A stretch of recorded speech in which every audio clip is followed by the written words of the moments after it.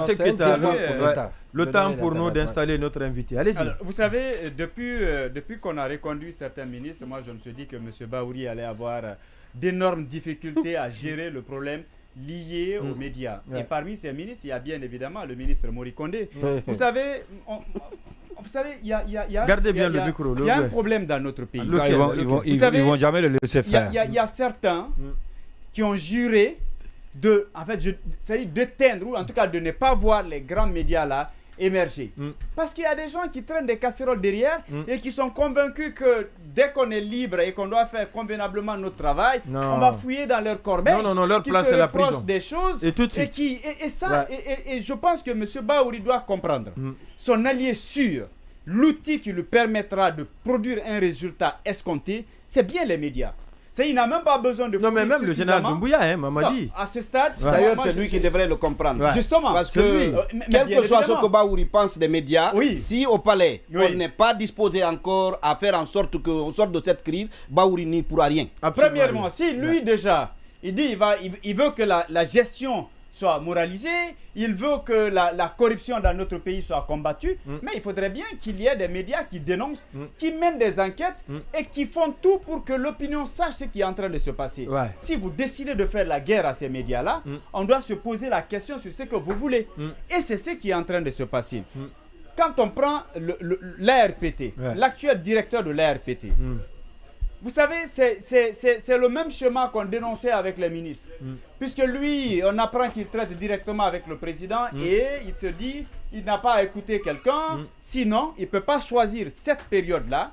Au moment où Bahouri est en train de dire qu'il se bat pour gérer le problème et qu'il y a de forts espoirs, qu'il y a de fortes chances pour que les choses aboutissent, lui, il choisit ce moment de façon pour davantage durcir la pression sur les médias. Et puis ils le font avec de manière très arrogante. Il le fait et puis en fait il se dit qu'il n'a pas d'ordre à recevoir de quelqu'un. Vous êtes brouillé, il y a de l'interférence, là la HAC dit qu'elle n'assume pas, ça ne relève pas d'elle. On l'a convoqué, il n'est pas venu. Le décrochage, la HAC assume ça pleinement. Pour vous dire que... Non mais sincèrement, je ne sais pas si ces commissaires peuvent se coucher, dormir, sans qu'il y ait... Ils le font, ils le font. Non, je tombe de lui, en toute honnêteté. Pour appuyer vous ne pouvez pas vous associer à la destruction, à l'extinction de vos confrères. Mais ils vous ont dit qu'il assume. Ils vous ont dit qu'il assume, non? C'est dommage. C'est malheureux. Oui, on a travaillé sur le fait de la pression. Non, cet argument ne passera pas. Imaginez. C'est extraordinaire. Imaginez qu'un directeur de l'ARPT soit convoqué par la haute autorité de la communication et qu'il ne réponde pas. Mais après, quand c'est un journaliste, il faut voir combien de fois la nature du contenu du communiqué qui est fait. On est dans un système, tout est mis en place. Je pense que c'est l'homme qui donne du contenu à son poste.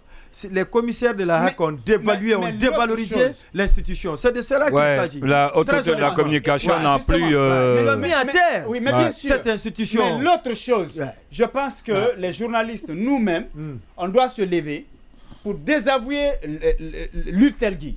Parce qu'en fait, on a comme l'impression que l'Urtelgui est devenu un ballon gonflant, ronflant.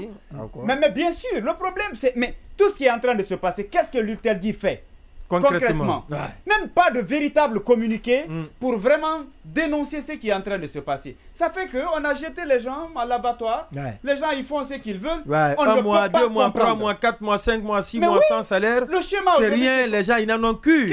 C'est pas leur affaire. On a tellement comme à la HAC, les émoluments tombent, il n'y a pas de problème. On a tellement rabaissé la presse que c'est l'ARPT qui peut se permettre. Mais il y a des années là, c'était pas possible. Mais aujourd'hui, vous voyez, même du temps de Martine Condé, c'était inimaginable. Cette dame, elle mérite d'être comme nous, Bane l'a dit le vendredi. Cette dame mérite d'être plébiscitée. Mais vous imaginez, on s'est laissé faire. L'histoire lui a donné raison. Pourtant, en son temps, c'est Boakari Yassine Diallo qui écrivait. Tout le temps, il était prompt avec sa plume très habile pour dénoncer la confiscation de la liberté de la presse. Aujourd'hui, il est président de la haute autorité de la communication. Mais moi, j'ai démissionné ici. Est-ce qu'on m'a demandé de démissionner? Est-ce que c'est... Je pense que... Sincèrement, c'est extraordinaire. Je vous assure. On est arrivé à un niveau. Et vous êtes étonné? Non. Sincèrement, moi, personnellement, je suis étonné. On est arrivé à un niveau. si on ne se lève pas, c'est-à-dire au-delà de l'air pété, peut-être un jour même une direction du ministère du Commerce peut aussi venir nous faire des choses parce qu'on est devenu tellement vulnérable, tellement... D'accord. Non, mais il faut que l'on se lève. On a atteint le sommet. On a atteint le sommet. Si on croise les bras et qu'on reste à attendre ou à regarder le firmament, ça ne marchera pas. À ce stade, même au niveau de Dioma ici, il ne faudrait plus qu'on accepte que les gens viennent rentrer comme ils veulent, quand ils veulent. Ce n'est pas normal. Même s'il vient de l'ARPT, il n'a pas le droit de rentrer ou même d'escalader les choses pour dire qu'il va aller toucher à des antennes. Je pense que sur ce point-ci, il faut qu'on trouve des mesures. Trop c'est trop, l'ARPT, le directeur là, il fait trop, et trop c'est trop. Il faut qu'on se lève pour vraiment barrer la route à ce qui est en train de se passer. Parce que ne soyez pas étonnés qu'il vienne un jour avec un cadenas pour dire aussi qu'il a le droit aussi de le faire. Parce qu'à ce stade, il a fait poser les premiers pas, deuxième, troisième pas, il n'y a eu rien. À ce rythme-là, il n'en aura pas besoin, les gens finiront par fermer. Parce qu'on ne peut pas. Non. Oui, mais lui, il peut aller au-delà. Parce qu'il pense aujourd'hui qu'il est. C'est-à-dire, il est un dieu. C'est qu'il fait est fait. Il vient de couper la dernière branche. Mais bien sûr. Sur laquelle nous étions assis. Oui, Ndoye Cheikh Sadibou. Alors, le vrai bonheur, on le reconnaît. On dit souvent que. Des médias. Ouais. Bon, on dit souvent que le vrai bonheur, on le reconnaît que lorsqu'on le perd. On est en train de comprendre qu'avec Martin Condé, c'était le bonheur dans la gestion des médias en Guinée. Quoi qu'on puisse dire. Et l'autre le disait également. Les mains pour être désignés par leur association de base. Excusez-moi que ça soit. C'est vous qui étiez le directeur de campagne de Boakari Yassine. Oui, bien sûr. Je parie que vous devez avoir le regret. À la Guipel, on nous a tous appelés. Non, on laisse Amadou Touré, il va représenter la Guipel. Mais si on savait que c'était ça, on n'allait pas le permettre. À l'AJG, dont je suis membre aussi, je pense que les autres membres de l'association des journalistes de Guinée, ces membres doivent être au regret de désigner des gens. Oui, c'est Fodé Bouya qui a été désigné par l'AJG. Oui, malheureusement, mon formateur.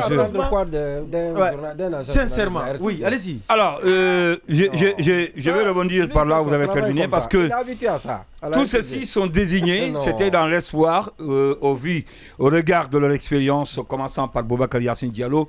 Peut-être inutile de revenir sur la manière dont il a été choisi au sein de l'Utelgui. Moi, je me rappelle très bien, je l'avais dit ici, je pense, au moment donné, quand on a lancé le mailing pour choisir quelqu'un parmi nous pour nous représenter au sein de l'Union, on a demandé à tout le monde de ne pas se présenter parce que c'était ça. Il fallait lancer les dés pour que chacun puisse se présenter et que dans le groupe, au sein de l'Utelgui, qu'on trouve quelqu'un qui puisse nous représenter. Mais vu son expérience, à l'époque, on a dit non, que personne ne se présente. Il a été président du CNC, ministre, depuis longtemps la RTG, etc. Son expérience, donc son expertise, et vu son âge, il était au seuil de la retraite, donc laissez-le partir et personne ne s'est présenté. Il a été choisi par acclamation. Donc l'espoir était là. Et comme ce fut le cas des autres aussi, Fodé Bouya Fofana, Amadou Touré, des gens qui représentent des associations de presse, parce qu'on parle là des médias là. On parle des médias, pensant que, puisque eux ils savent. Ces trois sont concernés. Exactement, puisque eux ils savent. Ils ont été désignés par les exactement, puisque eux ils savent. Donc je suis membre de deux. Exactement. La Guipel à travers mon site Info Chrono et AJG. Je suis membre et puisque eux ils savent. Exactement. D'ailleurs, l'AJG c'est la première association de presse en Guinée, ce n'est pas l'une des plus anciennes, c'est la première.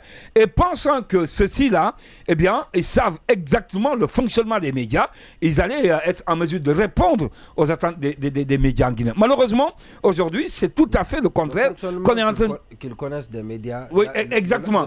Non, c'est ça que je dis. C'est la soumission. Non, vous ne m'avez pas compris. Vous ne m'avez pas compris. J'ai dit, à l'époque qu'on les choisissait, on pensait que... Passer par la RTG. On a dit... J'ai dit, au moment qu'on les choisissait... Médias privés. Oui, Horea, c'est vrai. Je voulais dire qu'au moment qu'on les choisissait, on avait pensé qu'ils allaient être en mesure de répondre aux attentes des médias. C'est ce que j'ai dit. Au regard de tout ce qu'ils savaient, des médias, leur expérience et tout. Mais aujourd'hui, ils nous ont démontré tout à fait le contraire. Moi, je ne sais pas. C'est un espoir qui a été dissipé parce que au moment où en cauchemar, et au moment où même on pensait que la situation allait se régulariser, vous et moi, on en parlait la fois dernière de la volonté. Ce sont plutôt eux les problèmes. De la volonté de ministre qui va apporter sa touche pour trouver solution au problème.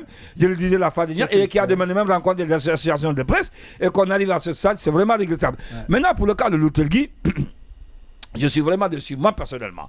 Je suis membre du bureau exécutif, mais j'avoue que aujourd'hui, le silence coupable de Luttelgui, moi, ça me dépasse. Ça va au-delà de l'entendement. Ça me dépasse parce qu'on ne peut pas comprendre qu'une association aussi forte dans les temps, d'une grande envergure, qui était très forte, qui reste comme ça, bouche bée, et qui n'a pu payer un mot depuis qu'on a commencé. Bon, je ne dis pas que des démarches n'ont pas été entreprises, mais je me demande pourquoi jusqu'à aucune communication, je n'ai pas de réponse en tout cas à donner par rapport à ça. Il faudrait qu'on revoie les choses, qu'on se réveille et qu'on puisse sortir de cette situation. Ne subsiste que ceux qui se battent. Ça, c'est une réalité.